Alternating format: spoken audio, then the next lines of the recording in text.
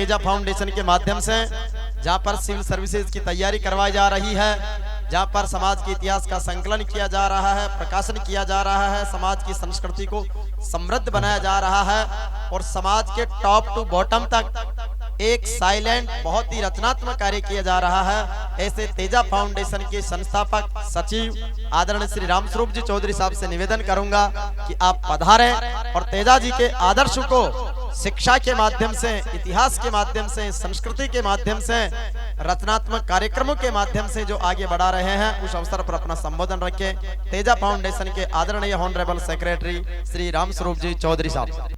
प्रातः स्मरणीय हमारे समाज के अलौकिक नेता सत्यवादी वीर तेजा जी, सम्मानित मंच, मेरे आदरणीय बुजुर्ग, माताएं, बहनों और हमारे समाज और देश का भविष्य। सबसे पहले तो मैं राजस्थान मेवाड़ जाट महासभा भीलवाड़ा को इस शानदार आयोजन के लिए बधाई देता हूं, धन्यवाद ज्ञापित करता हूं कि इन्होंने इतनी मेहनत करी है।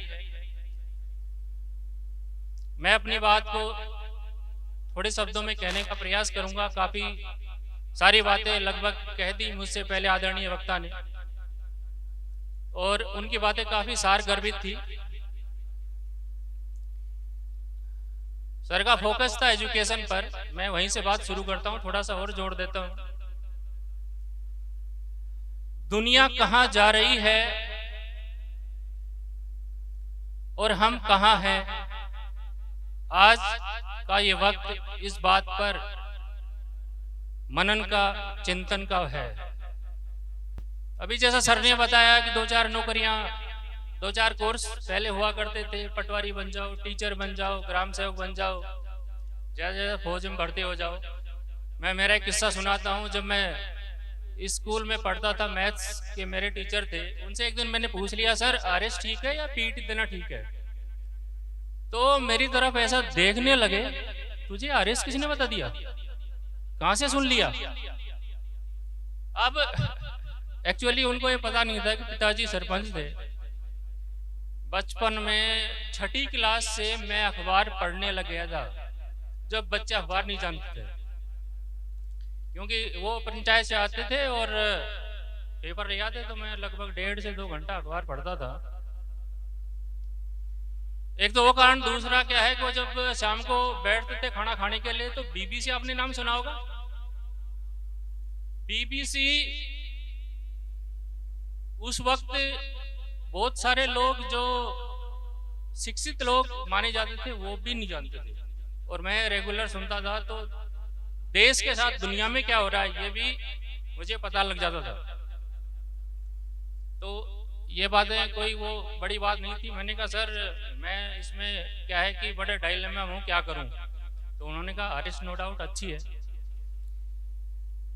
लेकिन वो दिन और आज लगभग 30-35 साल हो गए, आज भी ये बात बहुत ज्यादा चेंज नहीं आया है। आज भी जब हम लोग हमारे इंस्टीट्यूट में बच्चों का इंटरव्यू लेते हैं आरएस के लिए, कुछ ऐसे आते हैं जिनको हम पूछते हैं आरएस का फुल फॉर्म बताना जरा,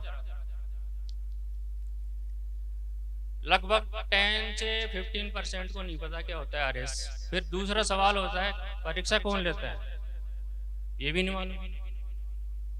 सरकार लेती है, कोई कहता था साहब बोर्ड भर्ती करता है। तो मैं ये कहता हूं, जैसे सर ने कहा उसी बात में मैं एक बात जोड़ रहा हूं कि हम लोग अगर यहाँ का समाज चाहे तो हम लोग जब बच्चों की परीक्षा हो जाए तो काउंसलिंग कैंप यहाँ पर लगाना चाह रहे हैं, जिसमें काउंसलर बाहर से आएंगे, बच्चों को गाइड करेंगे। इसके अलावा जैसा अभी वो बेटी ने कहा, क्या नाम था उसका, जो कविता सुनाई थी, अगर हम उसकी बात पे गौर करें, छोटी सी बच्ची ने वो कह दिया जो हम क्या घंटों के भाषण में नहीं कह सकते। 2 बड़ी आपकी समस्याएं हैं, मोसर, बाल विवाह। हम इन पर अक्सर बातें करते हैं। मेरा यही कहना है कि अगर आपको हमको कोई बात बुरी लगती है और हमें लगता है कि ये बंद होनी चाहिए, तो उसकी शुरुआत खुद से करनी पड़ेगी। हम पता नहीं क्यों हमेशा ये सोचते हैं कि भगत सिंह पड़ोस में हो, खुद को शामिल नहीं करते। आज यहाँ पर जो बैठे हुए लोग हैं, अगर वो भी ठान ले ये बात कि मैं मोसर में खुद को शामिल नहीं करूंगा, चाहे आपकी पत्नी शामिल हो, आपके घर वाले शामिल हो, लेकिन अगर आप खुद से शुरुआत कर देते हैं तो शुरुआत यहाँ ये समझो 50% तो काम यही हो गया। या तो फिर हम अपने आप के प्रति ईमानदार नहीं है। हम लोग क्या है कि बशर बातें करते रहते, बातें तो क्या है बरसों से चलते आई, आगे भी चलती रहेंगी, बहुत सारे सम्मेलन होते रहेंगे। अगर हम लोग किसी बात को गलत मानते हैं तो उसको बंद क्यों नहीं करते, और बंद करना चाहते तो खुद से शुरुआत क्यों करते हैं, क्यों उसको इतना लाइटली लेते हैं। या तो फिर इन पर बातें करना ही बंद करेंगे, ठीक है होने दो, मोसर जितने हो रहे हैं, मौत का जश्न जितना मनाना है और मनाइए। अब एक तो मिठाइयां आप लोग बना रहे हैं, अब 36 पकवान बनाओ और पूरे जमाने को इनवाइट करो, अच्छी बात है। तो और बुरी बात है तो फिर उसको बंद क्यों नहीं करते हम खुद से, और अब भी आज ही बंद क्यों नहीं करते। मुझे 30 बरस हो गए मृत्यु भोज में गए हुए। मैं मेरा किस्सा सुनाऊं, मेरे दादाजी का मृत्यु भोज हुआ, मेरे मना करने के बावजूद किया गया। पूरे रिश्तेदारों ने मेरे को फोर्स किया कि मिठाइयां खाओ। मैंने कहा आप खाओ और मंगवा देता हूं, आप जश्न मनाओ इसका। मैंने उसके हाथ भी नहीं लगाया। जमाना चाहे आपके कितना भी खिलाफ हो, हमें सर्टिफिकेट नहीं चाहिए किसी से। हम जिस बात को गलत मानते हैं वो गलत है। हम लोग क्या है कि अक्सर बहाने ढूंढते, वो क्या कहेगा, वो क्या कहेगा। अरे गलत बात कह रहा है तो एक बार खुदा भी आए तो हम उस खुदा से सवाल पूछेंगे तू क्या कह रहा है। अपने अंतर में झांक के देखो। अभी सर ने कहा गुटबाजियां, मैं पूरे राजस्थान में सब जगह लगभग घूम लिया हूं समाज के काम से। लगभग सर यही हाल है सभी जगह का। अच्छी अच्छी संस्थाएं दम तोड़ रही है। आपने सही कहा, वहां पे बालोतरा में बच्चियों का हॉस्टल काम ठीक कर रहा है, कोटा में भी सुना है ठीक है, एक दो जगह और ठीक है। तो ठीक है, एक किस्सा सुनाता हूं इसमें। मेरा बेटा महेश्वरी स्कूल में, जयपुर की जो नामचीन स्कूल है उसमें पढ़ता था, तो उसके सेक्रेटरी मेरे दोस्त थे। उन्होंने एक बात बताई थी, यहाँ समाज के मोजीज लोग हैं, थोड़ा सा गौर करना उस बात पे, हम जो टांग खिंचाई करते हैं एक दूसरे की। तो एक दिन हम लोग बैठे हुए थे उनके घर पे, तो वहाँ उन्होंने कहा कि जयपुर शहर में हमारे 24 या 25 हजार के लगभग लोग हैं, और सब लोग जब चुनाव होते हैं तो भाग लेते हैं। 2 साल में चुनाव होते हैं, हमारे 2 ग्रुप हैं, दोनों ग्रुप पूरी ताकत लगाते हैं जीतने के लिए। लेकिन जैसे ही कार्यकारिणी बनी उसके बाद अगले 2 साल तक कोई भी इसलिए विरोध नहीं करता कि मेरा विरोधी जीत गया। पूरे हम लोग एक साथ काम करते हैं उस संस्था के, उस समाज के हित में। और हमारे तो हमारा ईगो तो इतना बड़ा है कि समाज जाए भाड़ में। आज हमारे समाज की सबसे बड़ी विडंबना पता है क्या है, क्यों हम लोग पीछे क्यों हो रहे हैं। हम लोग तात्कालिक, मेरी बात पे ध्यान देना, इन शब्दों पे ध्यान देना, हम लोग तात्कालिक और व्यक्तिगत 2 बातें हैं। तात्कालिक यानी तुरंत, और व्यक्तिगत हाँ मेरा सिर्फ मेरा। उस स्वार्थ की खातिर सामूहिक और दीर्घकालिक हितों की कुर्बानी देते हुए 1 मिनट भी नहीं सोचते। समाज के लिए देने से पहले हम लोग ये अपेक्षा करते हैं हमें क्या मिलेगा। भाई बिना दिए तो कहीं नहीं मिलता। हम किसी का सम्मान करेंगे तो ही हमें सम्मान मिलेगा।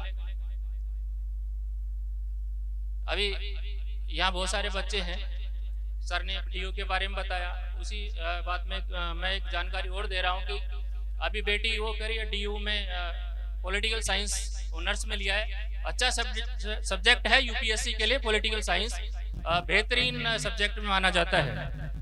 मेरी बेटी भी लेडी श्री राम कॉलेज में ही है, वो भी डीयू में ही है। देश के नंबर 1 कॉलेज मिरिंडा और लेडी श्री राम है। एक बेटी ने जेएनयू से पॉलिटिकल साइंस में किया है। मैंने यही प्रयास किया, बच्चों पे कभी अपनी इच्छाएं और कभी अपने विचार थोपने का कोशिश नहीं किया। मैंने ये नहीं किया आप ये ले लो वो ले लो, मैंने सिर्फ ये कहा कि बेटा ये ऑप्शन है, ये ऑप्शन है, अब आपको जो ठीक लगे, आपका इंटरेस्ट जहाँ हो और आप जहाँ मेहनत कर सको वहां कर लीजिएगा।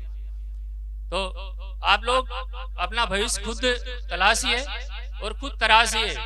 और यहाँ पे जो बुजुर्ग बैठे हैं आने वाला, उनको मैं कह रहा हूँ आने वाला भविष्य इनका है। अगर आप बच्चों के लिए अवसर उपलब्ध कराओगे तो ये आपको याद रखेंगे कि हमारे पुरखों ने, हमारे माँ बाप ने हमारे लिए ये किया है। जमाना बहुत आगे पहुंच चुका है, हमें उसके हिसाब से चलना है। हम आज ही बाल विवाह में, मौसर में, इन बहुत सारी कुरीतियों में पता नहीं कहाँ कहाँ खोए हुए हैं। इन सब को छोड़ने का वक्त आ गया है। कई बार बात जयपुर में होती है, राजधानी के, वहाँ का संदेश आपके लिए लेकर आया हूँ कि वहाँ भी हम लोग बैठे बैठे जब समाज के बीच बैठते हैं तो ये जरूर महसूस होती है कि ये जो आपका अजमेर से शुरू होता है, टोंक, अजमेर, भीलवाड़ा, राजसमंद और आगे चित्तौड़ तक, इस पूरे बेल्ट में बहुत ज्यादा मेहनत की जरूरत है। अभी हम लोग सोचते थे कि हम शेखावाटी वालों से पीछे हैं, लेकिन जब तुलना करते हैं तो ये बेल्ट है जो अजमेर से, जो मैं बता रहा हूँ, ये अभी भी 20-30 बरस पीछे है।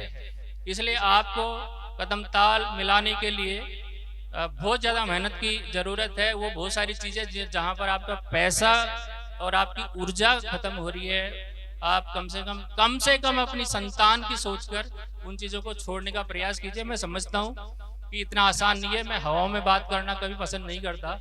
धरातल की सच्चाइयां हैं, कुरीतियां एक दिन में खत्म नहीं होती, परिवर्तन एक दिन में नहीं आता है, लेकिन परिवर्तन की शुरुआत तो करनी पड़ेगी, और शुरुआत खुद से अलावा और क्या हो सकती है। मैं इन सभी बच्चों को उनके उज्जवल भविष्य की शुभकामनाएं देता हूं, और अगर कैंप के लिए तैयारी हो जाती है तो हम जैसे इनके एग्जाम्स वगैरह सेशन कंप्लीट हो जाएगा, हम प्रयास करेंगे कि आपके बेस्ट काउंसिल लाकर, जैसे 12 के बाद जब बच्चा 10 या 12 क्लियर कर लेता है, 10th और 12th, उसको बहुत जरूरी होता है गाइड करना, क्योंकि एनर्जी है, उस एनर्जी का अगर उपयोग सही नहीं हुआ तो वो डाइवर्ट होगा। एनर्जी का या तो विनाश करती या निर्माण करती, हमें विनाश की तरफ नहीं मोड़ना है, उसको निर्माण की तरफ ले जाना है। और समाज के बंधुओं से कहता हूँ, एक प्रोग्राम बनाइए, चेतना आप जागृत करते रहिए, कुरीतियां भी एक दिन दम तोड़ेंगी, नया सवेरा होगा। जय तेजा जी, धन्यवाद।